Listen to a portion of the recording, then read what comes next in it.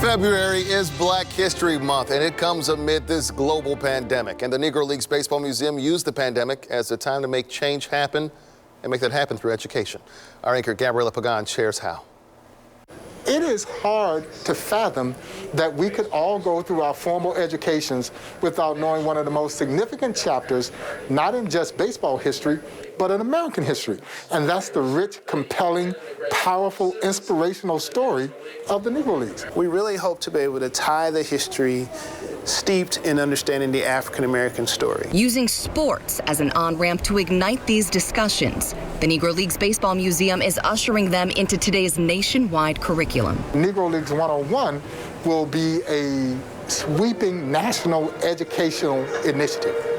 Think of an introductory to the Negro Leagues 101 course in college. And yes, you know you're going to meet heroes who have hit great home runs and stolen bases and things like that, but it's important to understand them as people and human beings who have endured in some ways a terrible history, but have come out so much stronger on the other side. While the museum's president, Bob Kendrick, and curator Raymond Doswell say they're not experts in race relations or systemic racism, they do have historic content relevant to the topic. It's important for folks to remember the history, how far we've come.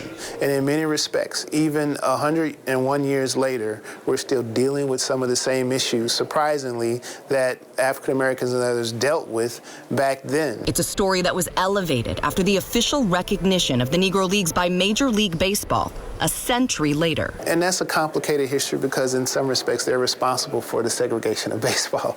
But they still embraced it and supported it, which allowed for us to be on a great media platform. In December of 2020, the MLB announced they'd finally decided players from the Negro Leagues should be considered major leaguers, elevating all 3,400 players from 1920 to 1948 to MLB status. In the end, the Negro Leagues should never have existed. The Negro Leagues players should have been able to play with their contemporaries, and perhaps that would have opened the doors of integration on many levels a long time ago. But it did happen. We should never forget that. And in doing so, we should never forget the trials and tribulations of African Americans throughout our history. The museum will be there, as it has for the last 31 years, to ensure when carrying over names, numbers, and history from the Negro Leagues to the major leagues that nothing is washed over. Our mission, long-term mission, is to hopefully help rewrite the pages of American history books so more of these stories will be included. And it's important for everyone to remember that and for those communities not to make the same mistakes that they did back then. In Kansas City, Gabriella Pagan, 41 Action News.